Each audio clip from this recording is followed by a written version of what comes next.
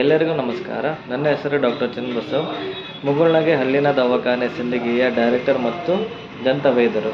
ಈ ಕಿರು ವಿಡಿಯೋ ಮೂಲಕ ತಿಳಿಸಬೇಕೆಂದರೆ, ಹಲ್ಲಿನ ಪ್ರಾಬ್ಲಮ್ಗಳಿಂದಾಗಿ ಏನಾದರೂ ನಮ್ಮ ದೇಹಕ್ಕೆ ಮತ್ತೇನೋ ಸಂಪರ್ಕ ಇದೆಯಾ ಇಲ್ಲ, ಇದರ ಬಗ್ಗೆ ಸ್ವಲ್ಪ ಮಾಹಿತಿ.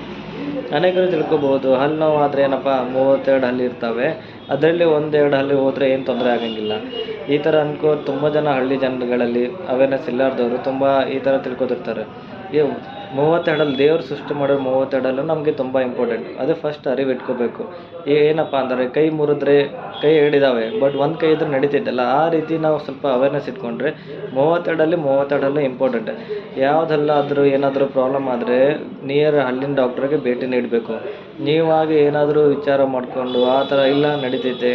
ಹಳ್ಳಿಗಳಲ್ಲಿ ಇವಾಗ ನಮ್ಮ ಸಿಂದಗಿ ಲೋಕಲಲ್ಲಿ ನೋಡಿದರೆ ತುಂಬ ಜನ ಕಿವಿಯಲ್ಲಿ ಬೆಂಕಿ ಹಾಕ್ತಾರೆ, ಇಲ್ಲ ಹೊಗೆ ಹಾಕ್ತಾರೆ, ಸೊಪ್ಪು ಹಿಡಿತಾರೆ, ತಂಬಾಕು ಹಿಡಿತಾರೆ, ಏನಾದರೂ ಜಂಡೋಮ ಬಸ್ತಾರೆ ತುಂಬ ಜನ, ಇಲ್ಲಾಂದರೆ ಕಾವು ಕೊಡ್ತಾರೆ. ಈ ಥರ ಮಾಡೋದ್ರಿಂದ ಏನಾಗುತ್ತಂದರೆ ಹಲ್ಲು ಒಳಗಡೆ ಮತ್ತು ಹುಳ ಆಗಿರೋದ್ರಿಂದ ಅದರಲ್ಲಿ ಊಟ ನೀರು ಎಲ್ಲ ಕುತ್ಕೊಂಡು ಇನ್ಫೆಕ್ಷನ್ ಸ್ಟಾರ್ಟ್ ಆಗುತ್ತೆ. ಆ ಇನ್ಫೆಕ್ಷನಿಂದ ಏನಾಗುತ್ತೆ ಅಂದರೆ ಕೆಳಗಡೆ ಸ್ವೆಲ್ಲಿಂಗ್ ಜಾಸ್ತಿ ಆಗುತ್ತೆ, ಅಂದರೆ ಕೀವು ಅಬ್ಸೆಸ್ಸು ಎಲ್ಲ ಜಾಸ್ತಿ ಆಗುತ್ತೆ. ಅದರಿಂದ ಟ್ಯಾಬ್ಲೆಟ್ಸ್ ನಮ್ಮ ಹತ್ರ ಅವಾಗ ಲಾಸ್ಟ್ ಚಾನ್ಸ್ ಆಗೋವರೆಗೂ ಅವ್ರು ಬರೋಲ್ಲ. ಎಷ್ಟಾಗುತ್ತೆ ಅಷ್ಟು ಕಮ್ಮಿ ದುಡ್ಡಲ್ಲಿ ಕಮ್ಮಿ ಟ್ಯಾಬ್ಲೆಟ್ಸಲ್ಲಿ ಏನಾದ್ರು ಆಗಬೇಕು ಅಂತ ಪೇಷಂಟ್ ತಲೆಯಲ್ಲಿರುತ್ತೆ.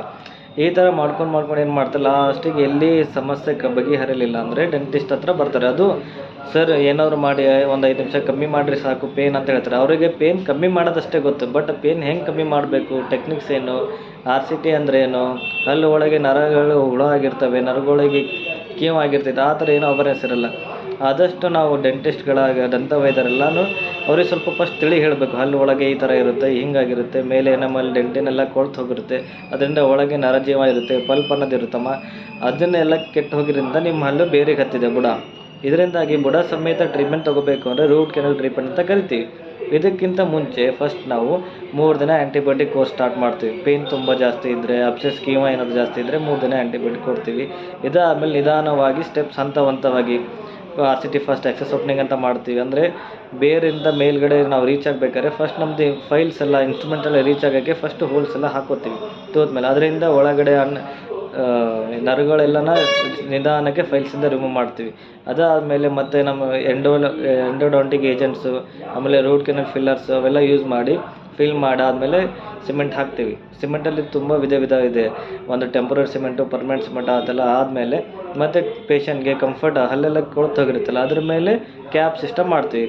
ಕ್ಯಾಪ್ ಅಂತಾರೆ, ಕ್ರೌನ್ ಅಂತಾರೆ. ಇನ್ ಕೇಸ್ 1-2 ಹಲ್ಲು ಮಿಸ್ಸಿಂಗ್ ಇದ್ರೆ ಅದನ್ನು ಬ್ರಿಡ್ಜ್ ಸೇರಿಸಿ ಬ್ರಿಡ್ಜ್ ಹಾಕ್ತಾರೆ. ಪೇಷಂಟ್ ಅಫೋರ್ಡೆಬಲ್ ಇದ್ದರೆ ಸ್ಟೀಲ್ ಹಾಕೋತಾರೆ, ಸ್ವಲ್ಪ ಚೆನ್ನಾಗಿದ್ದರೆ ಸೆರಾಮಿಕ್ ಹಾಕೋತಾರೆ, ಅದಕ್ಕಿಂತ ಇನ್ನೂ ಎಕನಾಮಿ ಚೆನ್ನಾಗಿದ್ರೆ ಜಿರ್ಕೋನೆ ಹಲ್ಲು ಹಾಕೋತಾರೆ. ಇಲ್ಲ ಇನ್ನೂ ಚೆನ್ನಾಗಿದೆ ಅವ್ರವ್ರ ತಕ್ಕನಂಗೆ ಇದ್ದರೆ ಅವರೆಲ್ಲ ಮಾಡ್ಕೋಬೋದು, ಗೋಲ್ಡ್ ಸದಾಗ ಹಾಕ್ಬೋದು. ಜೆವೆಲ್ಸ್ ಎಲ್ಲ ಇಂಪ್ರೂವ್ಮೆಂಟ್ ಇದೆ ಡೆಂಟಲ್ ಹತ್ರ. ಈ ಥರ ಟ್ರೀಟ್ಮೆಂಟ್ ಏನು ಬೇಕೋ ಆ ಥರ ಎಲ್ಲ ಮಾಡ್ಕೋಬೋದು. ಆಮೇಲೆ ಮೇನ್ ಥಿಂಗ್, ಪ್ರತಿ ವರ್ಷ ಒಂದು ಸಾರಿ ಆದರೂ ಡೆಂಟಿಸ್ಟ್ ಹತ್ರ ಹೋಗಲೇಬೇಕು ಕಂಪಲ್ಸರಿ. ಏನಕ್ಕಪ್ಪ ಅಂದರೆ ನಾವು 32 ಹಲ್ಲನ್ನು ಗಾಡಿ ಸರ್ವಿಸ್ ಹಂಗೆ 20,000 10,000 ಕಿಲೋಮೀಟರ್ ಆದಾಗ ಸರ್ವಿಸ್ ಮಾಡ್ತೀವಿ. ಅದೇ ಥರ 32 ಹಲ್ಲುಗಳೇನು ಸುಮ್ಮನೆ ಇರ್ತಾವ, ಊಟ ಮಾಡ್ತಿರ್ತವೆ, ಕೆಲಸ ಮಾಡ್ತಿರ್ತವೆ, ಅದನ್ನೆಲ್ಲ ಏನು ಮಾಡ್ಬೇಕು, ನಾವು ಸರ್ವಿಸ್ ಮಾಡ್ಕೋಬೇಕು. ಸರ್ವಿಸ್ ಅನ್ಸೋಕ್ಕೆ ಸುಮ್ಮನೆ ಡೆಂಟಿಸ್ಟ್ ಹತ್ರ ಹೋಗಿ ತೋರಿಸ್ಕೋಬೇಕು. ಇನ್ ಕೇಸ್ ಏನಾದರೂ ಪ್ರಾಬ್ಲಮ್ ಇದ್ದರೆ ಅವ್ರು ಹೇಳ್ತಾರೆ, ನಿಮ್ಗೆ ಅನುಕೂಲ ಆದಾಗೆ ಏನಾದ್ರು ಅಮೌಂಟ್ ಅದು ಅಡ್ಜಸ್ಟ್ಮೆಂಟ್ ಆದಾಗೆ ಟ್ರೀಟ್ಮೆಂಟ್ ತೊಗೋಬೇಕು. ನೆಗ್ಲೆಕ್ಟ್ ಎಷ್ಟು ಮಾಡ್ತೀವೋ ಅಷ್ಟು ಡೆಂಟಲ್ ಟ್ರೀಟ್ಮೆಂಟ್ ಜಾಸ್ತಿ ಆಗ್ತದೆ.